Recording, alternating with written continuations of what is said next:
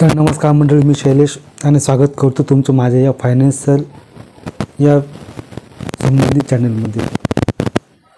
तर आजच्या या चॅनलमध्ये आपण समजून घेणार आहोत, आपण सविस्तर चर्चा करणार आहोत आर्थिक नियोजन या विषयासंबंधी। म्हणजे आर्थिक नियोजन काय आहे? आर्थिक नियोजन ज्याला आपण फायनान्शियल प्लॅनिंग सुद्धा म्हणतो, नाही का? तर या व्हिडिओमध्ये आपण समजून घेऊ, थोडीशी सविस्तर चर्चा करून घेऊ आपण आर्थिक नियोजनाविषयी। आणि आर्थिक नियोजनाविषयी चर्चा करत असताना आपण समजून घेऊ की आर्थिक नियोजन म्हणजे काय, म्हणजे ज्याला आपण म्हणतो फायनान्शियल प्लॅनिंग म्हणजे काय, आर्थिक नियोजनाचे महत्त्व काय आहे की नाही, म्हणजे आर्थिक नियोजन आपल्या जीवनात किती महत्त्वाचे आहे की नाही याविषयी थोडंसं सविस्तर बोलू। त्यानंतर आपण पाहू मग आर्थिक नियोजनाचे काही ठराविक मुद्दे की ज्यामुळे आर्थिक नियोजन अशक्य आहे आणि त्या मुद्द्याच्या आधारे आपल्याला किती आर्थिक नियोजन चांगल्या पद्धतीने करता येते ते। मग त्यानंतर पाहू आपण आर्थिक नियोजन करत असताना आर्थिक नियोजनाचे आपल्याला कोणते फायदे होऊ शकते, तर हे सुद्धा आपल्याला या व्हिडिओमध्ये बघून घ्यायचे आहे। तर कुठलाही वेळ वाया न घालता आपण सुरू करू आपण आजचा हा व्हिडिओ। तर सर्वात आधी आपण प्रत्यक्षाने असं समजून घेऊ की आर्थिक नियोजन म्हणजे काय। तर आर्थिक नियोजन म्हणजे आपण कष्टाने किंवा 2 नंबरची कमाईने, कमाई कोणतीही असू द्या, कमाई ती कमाई असते, नाही का? तर आपण कमवलेल्या पैशाचे योग्य पद्धतीने व्यवस्थापन करण्याच्या पद्धतीला, मॅनेज करण्याच्या पद्धतीला आर्थिक नियोजन असे म्हटले जाते। आणि त्या आर्थिक नियोजनामध्ये कोणत्या बाबी समाविष्ट होत असतात, तर आर्थिक नियोजनात समाविष्ट होण्यासारखे बाबी गोष्टी म्हणजे की आपण कष्टाने कमवलेला पैसा हा कुठं खर्च होत आहे, म्हणजे आपला कमवलेला पैसा योग्य दिशेने खर्च होत आहे की बिना कामाने खर्च होत आहे, हा एक मुद्दा आला। त्यानंतर आर्थिक नियोजन करत असताना आपला किती खर्च होत आहे, नाही का? आपण कमवतो तर आहोत, सोबतच कमवताना आपण किती पैसे खर्च होत आहे आपले, हे देखील महत्त्वाचं आहे। त्यानंतर गुंतवणूक, म्हणजे आर्थिक नियोजन करत असताना गुंतवणूक आपण कुठं करतो आणि कशा पद्धतीने करतो।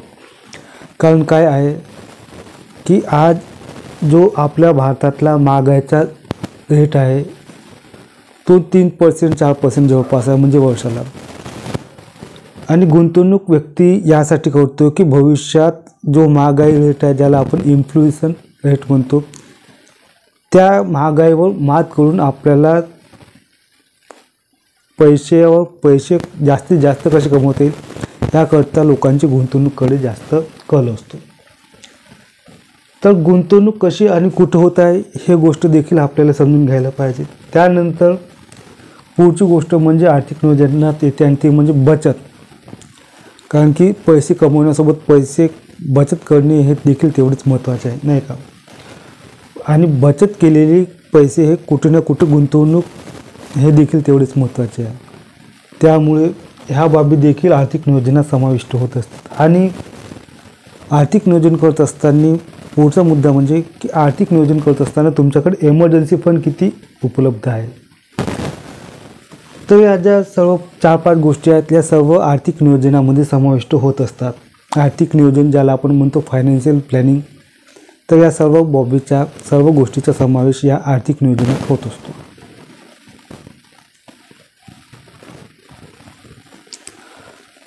तर तुम्हाला जर थोडक्यात सांगायचं म्हटलं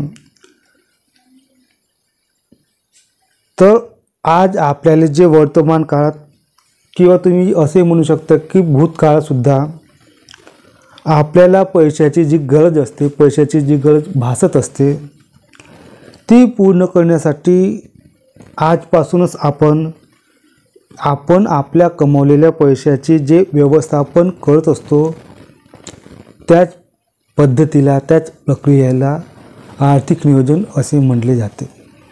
समजलं तुम्हाला? तर हे झाली माहिती आर्थिक नियोजन म्हणजे काय आणि आर्थिक नियोजनाचे काही ठराविक मुद्दे. त्यानंतर आपण समजून घेऊ नियोजनाचे महत्त्व. नियोजनाचे महत्त्व.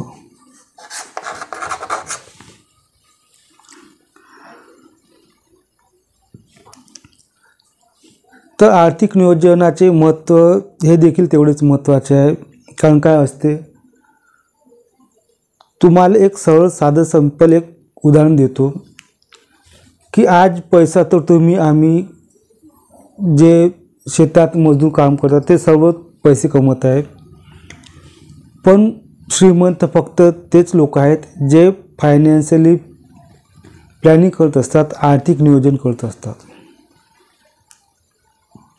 म्हणजे आपल्या पैशाचा हिशोब ठेवत असतात की आपला पैसा नेमका कुठं खर्च होत आहे, किती खर्च होत आहे, त्या पैशाची गुंतवणूक आपण कुठं करतो.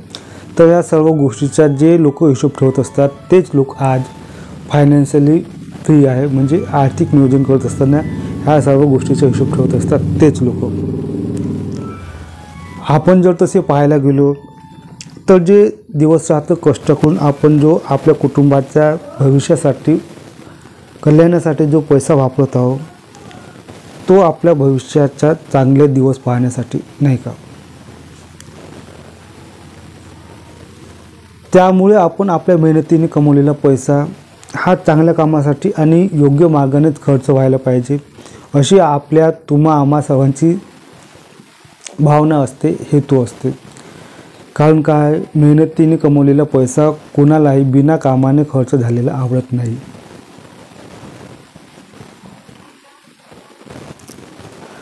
आणि म्हणूनच आज बहुतेक लोक आपला पैसा किती खर्च होत आहे, कसा खर्च होत आहे आणि त्यातसुद्धा आपण कमवलेल्या पैशाची किती बचत होत आहे आणि त्यापैकी किती पैसे आपले कष्टाचे कामाचे आपल्या भविष्यासाठी कशा पद्धतीने गुंतवणूक करत आहेत. आणि या सर्व गोष्टीचा हिशोब ठेवण्यासाठी जे आपण प्लॅनिंग करतो त्यालाच आपण आर्थिक नियोजन असे म्हणतो. आणि जे आर्थिक नियोजन करत असताना फायनान्शियल फ्री होण्याचा प्रयत्न करत असतात ते सर्व लोक आर्थिक तज्ज्ञाच्या म्हणण्यानुसार या सर्व मुद्द्यांचा पुरेपूर उपयोग करून घेतात. तसं पाहिलं तर आर्थिक नियोजनाचे श्रीमंत होण्यात खूप काही महत्त्वाचा वाटा आहे. परंतु आपल्याकडे आपल्या देशात असे खूप काही अगदी बोटावर मोजण्यासारखे लोक आहेत जे आर्थिक नियोजनासंबंधी अधिक माहिती त्यांना माहीत आहे आणि त्या मुद्द्यांचा ते आपल्या जीवनात आत्मसात करून घेत आहे, वापर करून घेत आहे.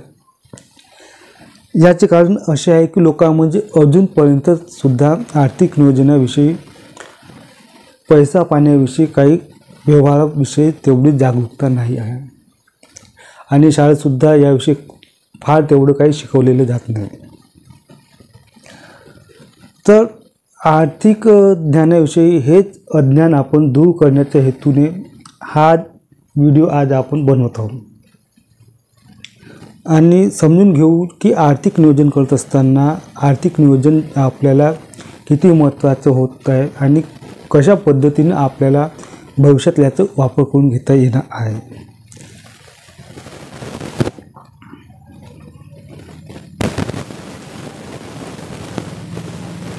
तर हे झाले महत्त्व आर्थिक नियोजनाचे. त्यानंतर आपण पाहू की आर्थिक नियोजन कसे केले जाते, नाही का? तुम्हाला आर्थिक नियोजन म्हणजे काय हे समजलं. त्यानंतर आर्थिक नियोजनाचे महत्त्व आपल्या जीवनात काय आहे हे सुद्धा समजून सांगितलं. आणि त्यानंतर आता पाहू आपण की आर्थिक नियोजन हे कसे केले जाते. आर्थिक नियोजन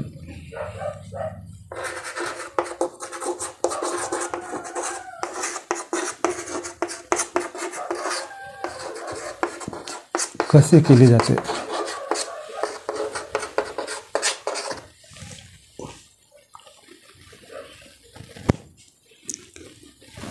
तर तुम्ही जर आर्थिक नियोजन करत असाल तर आर्थिक नियोजन करत असताना सर्वात महत्त्वाचा बिंदू म्हणजे तो आहे बचत आणि दुसरा म्हणजे गुंतवणूक.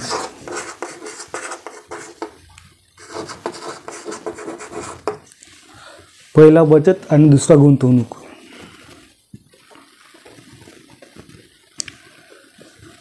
म्हणजे जर आपल्याला पुढच्या 5 ते 10 वर्षात जर आर्थिक स्वातंत्र्य प्राप्त करायचे असेल तर त्यासाठी आपल्याला आजपासूनच पैशाची जी बचत आणि गुंतवणूक करायला हवी याचे एक नियोजन करणे होय, नाही का. म्हणजे आपल्याला आर्थिक स्वातंत्र्य प्राप्त करण्यासाठी आपल्याला एकूण किती पैशाची आवश्यकता आहे हे ठरवून घेणे खूप महत्त्वाचे आहे. म्हणजे थोडक्यात सांगतो म्हटलं तर किती वय होईपर्यंत आपल्याकडे पैसे कितीही असायला पाहिजे आणि तेवढा पैसा आपल्याकडे येण्यापर्यंत आपण कोणते कोणते काम करायला पाहिजे आणि ते पैसे कुठे गुंतवणूक करायला पाहिजे जेणेकरून आपले ध्येय साध्य होईल. तर याकरता फायनान्शियल प्लॅनिंग म्हणजे आर्थिक नियोजन हे महत्त्वाचे असते. थोडक्यात म्हणजे आपले जे गुंतवणुकीचे एक निश्चित उद्दिष्ट आपल्याला माहीत असणे गरजेचे आहे. कारण त्यानुसार आपल्याला किती वेळेसाठी आणि कुठे किती गुंतवणूक करायची आहे हे ठरवायचे असते. तर गुंतवणूक करण्यामागे आपली अशी अनेक कारणं आपल्या गुंतवणुकीमागे असू शकते, नाही का. तर सर्वसाधारण लोक गुंतवणूक करण्यामागे काही ठराविक कारणं असू शकतात. जसे की त्यांना भविष्यात मुलाचा किंवा मुलीच्या लग्नाचा खर्च करायचा असेल त्यासाठी गुंतवणूक करू शकतात, किंवा मग मुलीच्या शिक्षणाचा खर्च हायर एज्युकेशन म्हणतो आपण ज्याला उच्च शिक्षण म्हणतो ते करण्यासाठी सुद्धा गुंतवणूक करू शकतात. किंवा मला वाटत आहे की मला माझ्या वृद्धापकालासाठी माझ्या हातपाय काम नाही करू शकणार, त्यासाठी मला पैशाची गरज भासणार आहे, त्यासाठी सुद्धा मी गुंतवणूक किंवा बचत करू शकतो, नाही का. किंवा मग मला वाटते की आता मला भविष्यात 5-10 वर्षांनी एखादी कार घ्यायची आहे, माझं छोटंसं घर आहे तर मी मोठं घर घ्यायचं आहे, तर त्यासाठी सुद्धा गुंतवणूक केली जाऊ शकते. किंवा मग एखाद्याला वाटेल की आज मी ड्युटी रिटायरमेंट झाल्यानंतर मला माझ्या गावाला 10-20 एकर शेती घ्यायची आहे, त्याकरता पैशाची गरज आहे. म्हणजे रिटायरमेंट झाल्यानंतर आपले आयुष्य निवांत जगण्यासाठी सुद्धा पैशाची गरज असते आणि त्या पैशाची गरज भागवण्याकरता लोक आजकाल गुंतवणुकीकडे जास्त वळत आहे, नाही का. तर हे काही कारणं असू शकतात जी गुंतवणूक करण्याची असते. तर हे झाले आर्थिक नियोजन करत असताना गुंतवणुकीची कारणे. पण आर्थिक नियोजन करत असताना आपल्याला हे सुद्धा बघणे गरजेचे असते की आपल्याकडे जर समजा 2-3 बँक खाते असले तर आपल्या कोणत्या बँके खात्यात किती पैसे जमा आहे आणि आपल्याला एखाद्या बँकेचे कर्ज आहे की नाही, आणि समजा असेल तर आपल्याला ते कर्ज परत करण्याकरता किती कालावधी लागू शकतो. तर हे देखील बघणे आपल्याला एक आर्थिक नियोजनाचा भाग असते, नाही का. तर आपले गुंतवणुकीचे ध्येय ठरलेल्या कालावधीत पूर्ण करण्यासाठी आपण आजपासूनच रोज म्हणजे किती पैशाची बचत सोबतच दीर्घकालीन गुंतवणूक करायला हवी ह्या सर्व गोष्टीचा आपण आर्थिक नियोजन करताना विचार करणे गरजेचे आहे. तर आर्थिक नियोजन करत असताना ह्या सर्व गोष्टी लक्षात ठेवणे गरजेचे आहे आणि आर्थिक नियोजन करत असताना काही ठराविक मुद्दे लक्षात घेणे सुद्धा महत्त्वाचे आहे. ते मुद्दे कोणते आपण एक करून सविस्तर त्या मुद्द्याविषयी समजून घेण्याचा प्रयत्न करू. तर आर्थिक नियोजन करत असताना सर्वात पहिला आणि महत्त्वाचा मुद्दा म्हणजे आहे आपली कमाई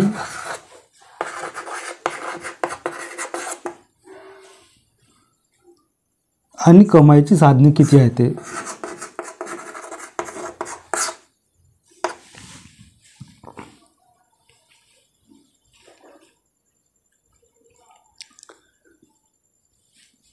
कमाई आणि कमाईची साधने. तर आर्थिक नियोजनाचा पहिला भाग म्हणजे आपली कमाई किती आहे हे तपासून पाहणे खूप चांगलं आणि सर्वात महत्त्वाचं. कारण काय आहे की आपली कमाई जर कमी असेल आणि आपला खर्च जर जास्त असेल, आपल्या कुटुंबाचा खर्च जास्त असेल, तर आपल्याला पाहिजे तेवढी भविष्यासाठी बचत आणि गुंतवणूक करता येत नाही, नाही का. म्हणून सर्वात आधी काय करायचं, तर आपली कमाई किती आहे आणि त्या कमाईची साधने कोणती, माध्यमे कोणती, म्हणजे कोणकोणत्या मार्गातून आपल्याला इन्कम येत आहे, आपली कमाई होत आहे, आणि ते कमाईची साधनं आणखी वाढवण्याचा, जास्तीत जास्त वाढवण्याचा प्रयत्न करायचा. तर हे देखील बघणे खूप गरजेचे आहे. कारण या काय होते, तुम्हाला जर फायनान्शियल फ्रीडम व्हायची असेल तर खर्चापेक्षा इन्कम हे खूप महत्त्वाचे असते. आणि इन्कम पैशासाठी काम करण्यापेक्षा पैशाला कोणा पद्धतीनं आपल्यासाठी कामाला लावता येते हे देखील तेवढंच महत्त्वाचे आहे. तर त्यानंतर आपण दुसरा पाहू. आर्थिक नियोजन करत असताना दुसरा महत्त्वाचा मुद्दा म्हणजे पैशाची बचत करणे.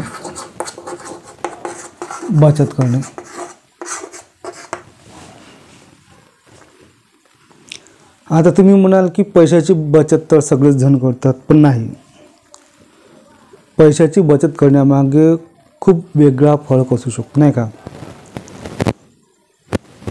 कधी कधी काय होते की आपल्याला जवळपास सर्वांना एक सारखी सवय असते की आपला पगार झाला किंवा मग कोणतेही एखादी लहान मोठं पेमेंट असो, इन्कम असो, तर ते आल्यावर सर्वात पहिले आपण कोणतं काम करतो, खर्च करण्याची, नाही का. आणि खर्च झाल्यानंतर जे थोडे बहुत पैसे शिल्लक असते त्याच्यातून मग आपण सेव्हिंग करण्याचा प्रयत्न करतो. पण याने काय होते, याने अगदी उलट होते. झालेल्या पेमेंट म्हणून, आलेल्या मिळकती म्हणून आपण सर्वात आधी खर्च करतो आणि खर्च झाल्यानंतर ते खर्च झालेल्या पैशानंतर जे शिल्लक राहते त्या पैशातून आपण बचत करण्याचा प्रयत्न करतो, पण ते अगदी सरळ चुकीचं आहे. तर आर्थिक नियोजनात महत्त्वाचं म्हणजे पहिले स्वतःसाठी बचत करा आणि मग शिल्लक असलेल्या पैशातून आपला दैनंदिन घरचा खर्च भागवण्याचा प्रयत्न करा.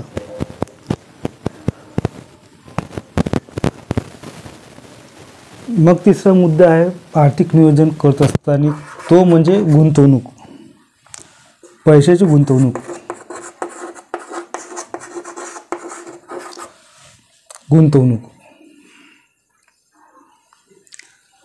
तर गुंतवणूक म्हणजे आपण सर्वजण एवढे नाही, तर समजा तुम्ही जे आर्थिक नियोजनाचे ज्ञान नसलेले, जे शाळेत लहान जातात ना लहान मुलं बाळ, तर ते लहान मुलंसुद्धा आपला एक छोटासा गल्ला तयार करून पैशाची बचत करत असतात. अडीअडचणीसाठी आपण सर्वजण पैशाची बचत करत असतो, पण आपल्यातील खूप कमी जण असतात जे पैशाची बचत योग्य ठिकाणी गुंतवणूक करून करत असतात. बचत केल्याने आपण आपल्या वर्तमान काळातील तात्पुरत्या स्वरूपाचा खर्च तर भागवू शकतो, पण भविष्यातील मोठमोठी ध्येय जसे की मग आपल्या मुलाच्या किंवा मुलीच्या शिक्षणाचा खर्च किंवा त्यांच्या लग्नाचा खर्च, वृद्धापक कालासाठी आपल्याला पैशाची गरज असो, की एखादी कोणतं मग भविष्यात घर किंवा फ्लॅट, शेती घेण्याचं असो, तर हे सर्व स्वप्न पूर्ण करण्यासाठी आपल्याला गुंतवणूक हाच एक ऑप्शन आपल्या डोळ्यासमोर उभा राहतो. त्याचे कारण म्हणजे असं आहे की गुंतवणुकीने आपल्याला आपल्या पैशावर कंपाऊंडिंग इंटरेस्ट म्हणजे व्याजावर व्याज, चक्रीवाढ व्याज, तर चक्रीवाढ व्याज आपल्याला प्राप्त होत असते आणि दिवसेंदिवस त्यात वाढ देखील होत असते, म्हणजे आपण गुंतवलेल्या पैशावर. तर गुंतवणुकीसाठी आज आपल्याकडे असे अनेक ऑप्शन उपलब्ध आहेत, ज्यात आपण आपल्या आर्थिक ध्येय डोळ्यासमोर ठेवत, आपली कुवत लक्षात घेत आपण अशा अनेक आर्थिक स्रोतांकडे गुंतवणूक करू शकतो. जसे की मग आता तुम्हाला सांगायचं झालं तर FD, ज्याला आपण म्हणतो फिक्स डिपॉझिट, सोनं किंवा चांदी, गोल्ड, सिल्वर, नाही का. मग झालं, तुम्हाला जर शेअर मार्केट संबंधी काही नॉलेज असेल तर तुम्ही कंपनीत शेअर मार्केटमध्ये डीमॅट अकाउंट खोलून सुद्धा तुम्ही शेअर मार्केटमध्ये पैसे इन्व्हेस्ट करू शकता.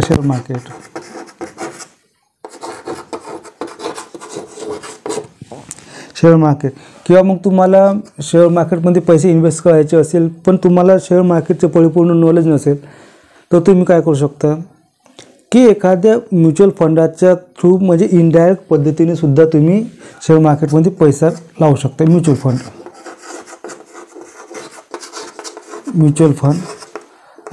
फंड काय आहे आपण येणाऱ्या पुढील व्हिडिओमध्ये समजून घेऊ. आणि या म्युच्युअल फंडच्या माध्यमातून म्हणजे तुम्ही तुमच्याकडे खूप काही पैसा असेल, अतोनात पैसा असेल तर तुम्ही वन टाईम इन्व्हेस्टमेंट किंवा मग तुमची तेवढी ऐपत नसेल तर SIP पद्धतीने, या दोन्ही पद्धतीने सुद्धा तुम्ही म्युच्युअल फंडाच्या थ्रू डायरेक्ट शेअर मार्केटमध्ये इन्व्हेस्ट न करता इनडायरेक्ट पद्धतीने सुद्धा तुम्ही इन्व्हेस्ट करू शकता. किंवा मग रिअल इस्टेट, शेती, आहे का, शेती, याने काय होते की भविष्यात येणाऱ्या जमिनी ह्या तेवढ्याच राहणार आहे परंतु लोकसंख्या वाढणार आहे, नाही का. आणि त्यामुळे काय लोकांना राहण्यासाठी घरं, शाळा, इमारती या सर्व गोष्टी बांधण्यासाठी लोकांना जमिनीची जागेची अपुरी पडणार आहेत. त्यामुळे त्या अपुऱ्या जागेची गरज पूर्ण करण्यासाठी लोक हव्या त्या किमतीला प्लॉट घेणे किंवा शेती घेणे हे काही नाकारू शकत नाही. किंवा मग तुम्हाला एखादी गव्हर्नमेंट स्कीम असेल जसं की PPF म्हणजे public provident fund, Sukanya Samriddhi योजना, SSY सुकन्या समृद्धी योजना, यामध्ये सुद्धा तुम्ही इन्व्हेस्टमेंट करू शकतात.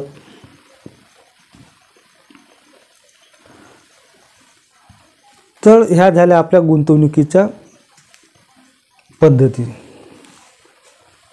त्यानंतर आपण पाहू चौथा मुद्दा, इमर्जन्सी फंड.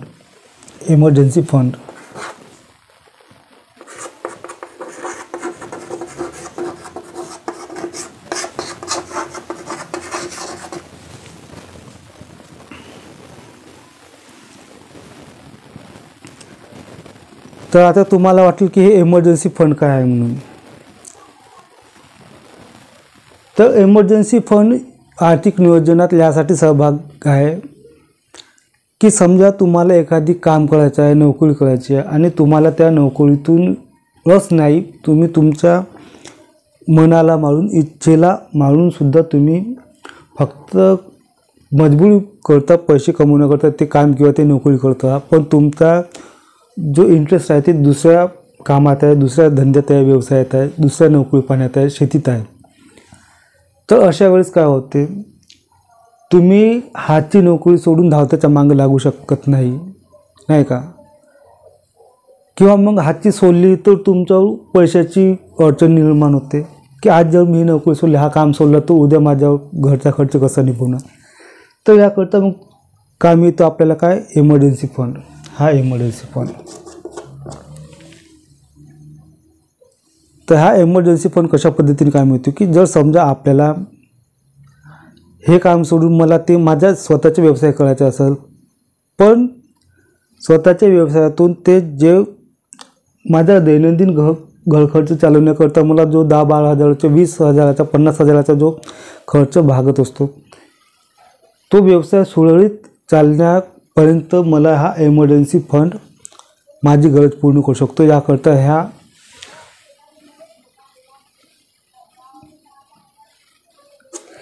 इमर्जन्सी फंडचा उपयोग केला जातो. असे नाही की इमर्जन्सी फंड फक्त अशा वेळेसच काम येते. इमर्जन्सी फंड आता नुकताच कोरोनाचा काळ येऊन गेला, लॉकडाऊन, तेव्हा माहीत आहे लोकांकडे हा इमर्जन्सी फंड अवेलेबल नसल्याने ज्यांच्याकडे पैसा होता ते कधी बँकेत गेले नाही, लाईनीत लागले नाही, पण जे गरीब होते त्यांना माहीत आहे दिवस कसे काढले. तर हा इमर्जन्सी फंड आपल्याला जगण्याकरता खूप 10 लाख 20 लाखाची गरज नाही, पण सुरुवातीच्या काही काळात म्हणजे 5 ते 6 महिन्याचा आपला दैनंदिन खर्च घर खर्च भागू शकेल, याकरता इमर्जन्सी फंड महत्त्वाचा आहे. त्यानंतर आपला 5वा मुद्दा आहे तो म्हणजे विमा पॉलिसी.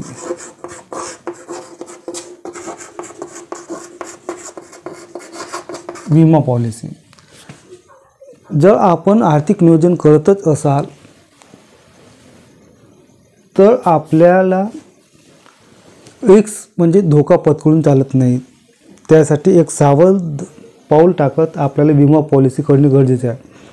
कारण काय, माणसाच्या जीवनाचा आज काही भरोसा राहिला नाही. आज इथं उद्या चालता चालता ठोकर लागून जीव जात नाही का. आता समजा जर तुम्ही घरचे करते धरते आणि तुम्हाला वाटते की माझ्यानंतर माझ्या कुटुंबाचं काय होईल, याकरता तुम्ही एखादी विमा पॉलिसी घेऊ शकता. विमा पॉलिसी अनेक प्रकारचे असू शकते. जसं की मग हेल्थ इन्शुरन्स झालं, आपलं life insurance, term insurance, health insurance, term insurance येते, लाईफ इन्शुरन्ससुद्धा येते. तर हेल्थ इन्शुरन्स म्हणजे की समजा तुमची तब्येत बिघडली आणि दवाखान्यात खूप 5-10 लाखाचा खर्च आहे, तर तुम्ही जर विमा पॉलिसी खरेदी केली नसेल तर तुम्ही जो मेहनतीने कमवलेला पैसा आणि बचत आहे ते तुमची पूर्ण आयुष्यभराची कमाई तुमच्या आजाराच्या उपचारासाठी दवाखान्यात खर्च होऊ शकतो. आणि समजा जर तुम्ही हेल्थ इन्शुरन्स आरोग्य विमा काढला असेल तुमच्या स्वतःचा, तुमच्या कुटुंबाचा, तर तुमच्या आजारावर जो काही लागणारा खर्च आहे ते संबंधित विमा कंपनी त्या दवाखान्याला प्रोव्हाइड करत असते. म्हणजे तुमच्या इलाजाचा संपूर्ण खर्च ते विमा कंपनी घेत असते. तसंच टर्म इन्शुरन्स आहे आणि तसंच लाईफ इन्शुरन्ससुद्धा आहे. म्हणजे जीवन जगत असताना तुमच्यानंतरसुद्धा तुमच्या कुटुंबाला इन्शुरन्स कंपनी आर्थिक मदत देत असतात. म्हणजे ते डिपेंड असते की तुम्ही किती लाखाचे विमा उचलता तुमचं. तर विमा पॉलिसीसुद्धा आर्थिक नियोजनात एक महत्त्वाचा वाटा घेत असते. त्यानंतर पाहू आपण खर्चाचा हिशोब.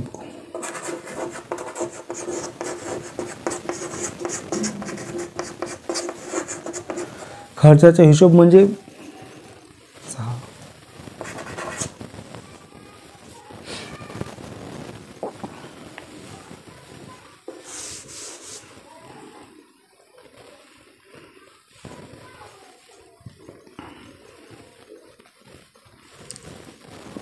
आता तुम्हाला वाटेल की हिशोब तर आम्ही सगळेच ठेवतो. नाही,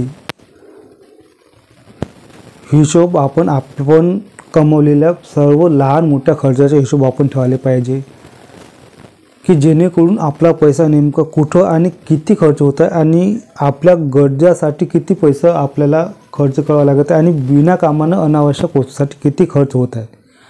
यामुळे काय होईल की आपला जो अनावश्यक होणारा खर्च आहे तो आपल्याला आटोक्यात आणता येते आणि जास्तीत जास्त पैशाची बचत करता येते. म्हणून आर्थिक नियोजन करत असताना खर्चाचे हिशोब ठेवणे देखील तेवढेच महत्त्वाचे आहे. त्यानंतर आहे अनावश्यक खर्च टाळणे.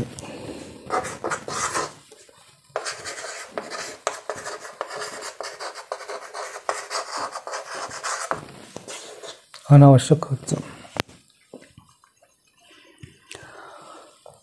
खर्च म्हणजे की असं नाही की आपल्याला पैसा आहे म्हणून उठलं सुटलं मार्केटमध्ये जे वस्तू दिसत आहे ते डोळ्याने उचलली घेतली टाकली चाललं वेगळ्याकडे. तसं अनावश्यक खर्च म्हणजे आपण आपल्याला जे गरजेच्या वस्तू आहे त्याच्या व्यतिरिक्त आपण अशा काही वस्तू घेत आहोत का की ज्या वस्तू घेऊन आपल्याला त्या वस्तूची महिना 2 महिने 3 महिने अशी काही गरज पडणार नाही, घरात एका कोणत्यात कोपऱ्यात पडून राहील पण पैसे वाया जाईल, नाही का. तर अनावश्यक वस्तूमध्ये की ज्या वस्तूची आपल्याला खूप अति जास्त काही आवश्यकता नाही अशा वस्तूची आपण खरेदी करण्यासाठी आपल्याला गरज नाही त्या वस्तू विकत घेऊन आपण आगाऊचे जास्तचे पैसे खर्च करू नये. तर हा मागचा उद्देश असतो आर्थिक नियोजन करत असताना. त्यानंतर 8वा मुद्दा आहे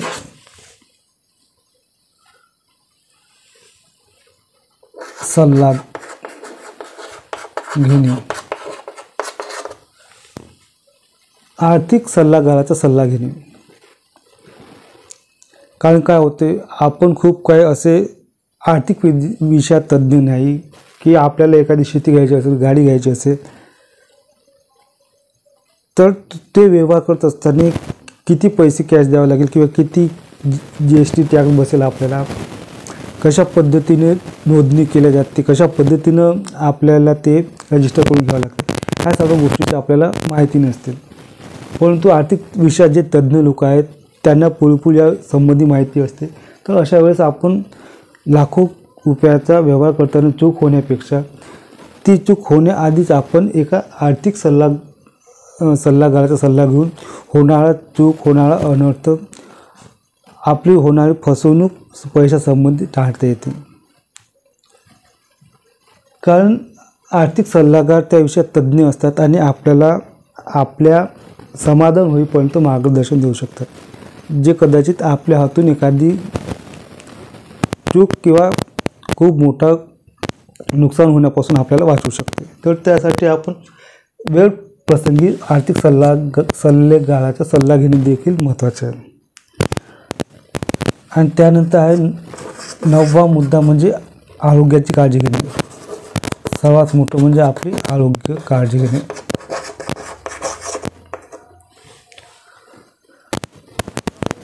तर आर्थिक नियोजन करत असताना कमाईची साधने, बचत करणे, गुंतवणूक, इमर्जन्सी फंड, विमा पॉलिसी, खर्चाचा हिशोब आहे का नाही, अनावश्यक खर्च टाळणे, आर्थिक सल्लागाराचा सल्ला घेणे. या व्यतिरिक्त सुद्धा एक महत्त्वाचा पॉईंट आहे, महत्त्वाचा मुद्दा, आणि तो म्हणजे आरोग्याची काळजी घेणे. कारण काय होत असते की आपण पैसे कमवण्याच्या नादात कधीकधी स्वतःच्या शरीराकडे दुर्लक्ष करतो, पण आरोग्य ही सर्वात मोठी संपत्ती आहे. आपले शरीर ही सर्वात मोठी आणि अमूल्य संपत्ती आहे, पण आपण ह्या संपत्तीची काळजी कधी घेत नाही. आणि रोजच्या कामाच्या आणि व्यवसायाच्या धडपडीत आपण आपल्या स्वतःच्या आरोग्याकडे, शरीराकडे दुर्लक्ष करत असतो. आणि ज्यामुळे काय होते, आपल्याला भविष्यात आर्थिक खूप मोठे आजार विकत जडत असतात. आणि मग ह्या आजारातून बरे होण्यासाठी आपली सर्व कमाई, सर्व बचत ही खर्च होत असते. आणि मग नंतर आपण पस्तावा करतो की आपण आपल्या आरोग्याची नियमित काळजी घेतली असती तर आज आपण या आजारातून बाहेर पडलो असतो. त्यामुळे ही जर आपण काळजी घेतली असती तर आपली कमाई आणि आयुष्यभराची बचत खर्च झाली नसती. म्हणून आपल्या आरोग्याची काळजी घेणे ही सर्वात मोठी संपत्ती आहे आणि महत्त्वाचा भागसुद्धा आहे या आर्थिक नियोजनाचा. त्यामुळे आरोग्याची काळजी घेणे हे कधीच टाळू नये. मग काही लोकांसमोर असे प्रश्न येतात की आपण आर्थिक नियोजन का केले पाहिजे किंवा का म्हणून करायला पाहिजे. तर आपल्यावर जर एखादी भविष्यात कुठलं आर्थिक संकट उभं झालं तर आपल्याकडे त्यातून बाहेर पडण्यासाठी पुरेसा फंड असायला हवा, पुरेसा पैसा असायला हवा. आणि त्यासाठी आर्थिक नियोजन ही खूप मोठी संकल्पना आपल्याला मदत करते, आपल्याला शिकवण देत असते. दुसरं आहे की आपल्याला जर आपली भविष्यातील आर्थिक ध्येय साध्य करायचे असेल तर त्यासाठी आर्थिक नियोजन करणे गरजेचे असते. आणि आर्थिक नियोजन करत असताना भविष्यातील गुंतवणूक आणि बचत ह्या संकल्पनेचा सुद्धा माणसाने विचार केला पाहिजे. किंवा मग आपण कमवलेला पैसा हा कुठं जात आहे, कसा जात आहे आणि किती खर्च होत आहे, ह्या त्या सर्व पैशाचे हिशोब ठेवण्यासाठी सुद्धा आर्थिक नियोजन खूप महत्त्वाचे आहे, नाही का. तर हे जे संबंधित मुद्दे होते हे होते आपले आर्थिक नियोजनाविषयी. तर आपण सर्व आर्थिक नियोजन कशा पद्धतीने करता किंवा तुमच्या आयुष्यात आर्थिक नियोजनाला किती महत्त्व आहे आणि त्यासाठी तुम्ही कोणते कोणते काम करता, हे प्रश्न तुम्ही स्वतःला एकदा विचारून पहा. आणि तुम्हाला हा व्हिडिओ कसा वाटला एक कमेंट करून नक्की सांगा. आणि या आर्थिक नियोजनाबद्दल माहिती तुम्हाला कशी वाटली हे सुद्धा कळवा. आपण पुन्हा भेटू अशाच एका नवीन व्हिडिओ. तोपर्यंत जय महाराष्ट्र.